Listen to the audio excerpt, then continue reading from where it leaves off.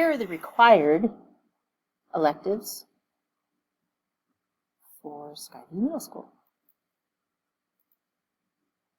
The required electives, the first one, is Business Info. It's a 7th and 8th grade class.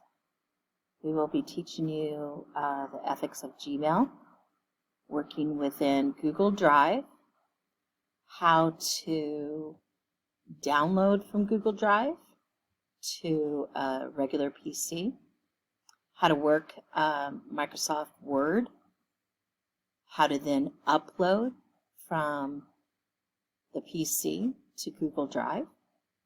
We will be typing business letters as well as working within the Excel document, which also transfers into Google Slides as well as Google Sheets. The other required elective is an 8th grade class. It's a career class. We will be learning about financial matters such as debt and savings.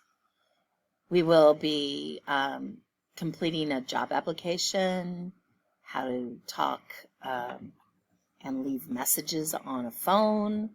We will then have weeks of surveys to find out what a student prefers in regards to employability skills, interest profilers, the best one, which is the reality check.